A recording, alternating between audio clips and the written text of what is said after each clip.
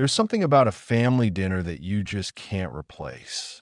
No matter how busy life gets, how far we drift into work, screens, and responsibilities, sitting down at the same table has a way of pulling everything back together. For me, it usually starts before anyone even sits down. I hear plates being set, someone calling out that dinner's ready, maybe the smell of something familiar cooking in the kitchen. It's simple, but it hits differently after a long day. When I take my seat, I'm not just there to eat. I'm there to reconnect. And honestly, that doesn't always happen instantly. Sometimes people are quiet. Sometimes someone's still thinking about work or school. But give a few minutes and things start to shift. Someone asks a question. How was your day? It sounds basic, but it opens the door. And once that door is open, the dinner table becomes more than just a place for food. It becomes a space where stories come out, where small moments get shared, and where everyone gets a chance to be heard. Every family dinner has its own rules, even if nobody ever says them out loud. You just learn them over time. And if you pay attention, you realize these small, unspoken things are what keep everything running smoothly. For example, in my family, you don't start eating until everyone is at the table. It's a simple rule, but it says a lot. It means we wait for each other. It means we show respect, even in something as basic as food. Then there's the balance of conversation. You can talk, joke, even argue a little, but there's a line. You don't cross into disrespect. You don't ignore someone who's speaking. And if things get tense, someone usually shifts the topic without making it obvious. It's almost like a quiet skill we all develop. Phones are another thing. They're always there, tempting you. But during dinner, there's this shared understanding you try to stay off them. Not perfectly, but enough to stay present. Because once one person disappears into a screen, the whole atmosphere changes. And then there's the small stuff, passing the food without being asked, noticing when someone's plate is empty, or just saying thank you without thinking twice. These little habits might seem insignificant, but they build the tone of the entire evening. What I've realized is that family dinner isn't just about connection. It's also about awareness. It teaches you how to exist with other people in a respectful way, how to listen without interrupting, how to speak without dominating. Nobody teaches you these things directly. You just pick them up one dinner at a time. Not every family dinner is warm and easy.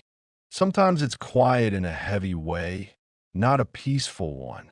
You can feel it the moment you sit down. Something's off. Maybe someone had a bad day. Maybe there's tension that hasn't been talked about yet. I've been at dinners where conversations feel forced, where people avoid eye contact, where the usual jokes just don't come out. And honestly, those moments are just as real as the good ones. Sometimes disagreements happen right at the table.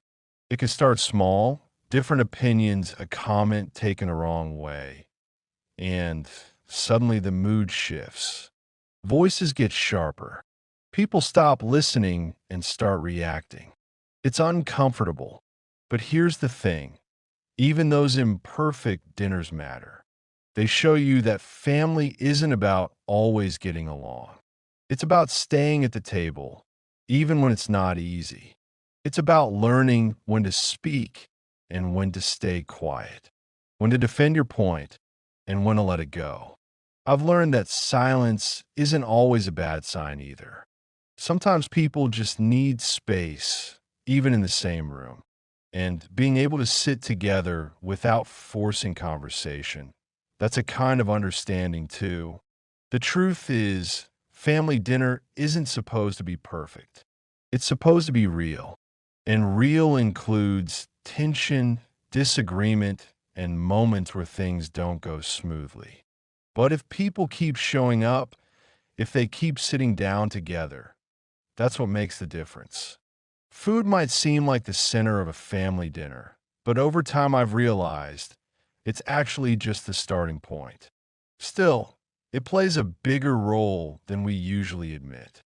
There's something about familiar dishes that creates a sense of stability. When I see a meal I've grown up with, it instantly puts me at ease. It's not just about taste, it's about memory. Certain smells, certain flavors, they take you back without warning. And then there's the effort behind the food. Someone took the time to prepare it. That matters. Even if it's something simple, it still represents care. I've learned not to take that for granted. At the table, food also creates small moments of connection. Passing a plate, offering someone more, asking, "Do you want some of this?" These are tiny interactions, but they keep people engaged with each other. Sometimes the best conversations happen in between bites. Not when everyone is talking at once, but in those pauses when things slow down and someone shares something casually, almost without thinking. And honestly, even the imperfections matter here too. A dish that didn't turn out right, a joke about overcooked food, those moments add character. They make the experience human. So yeah, food brings us to the table, but it's what happens around it. The gestures, the memories, the shared experience that makes it meaningful. When the dinner ends, it doesn't feel like a big moment. Plates get cleared, chairs move back, everyone slowly goes their own way.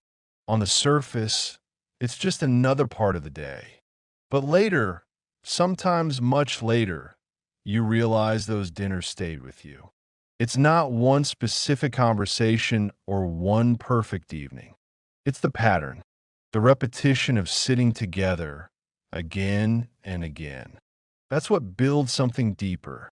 You start to associate that table with stability, with familiarity, with a sense that no matter what happens outside, there's a place you return to.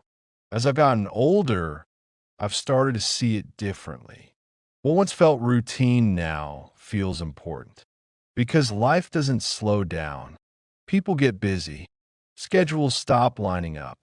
And those simple dinners become less frequent. That's when you understand their value.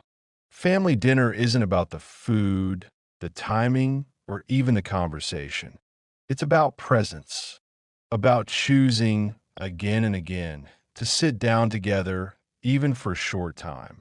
And one day, without realizing it, those ordinary evenings become some of the most meaningful memories you have.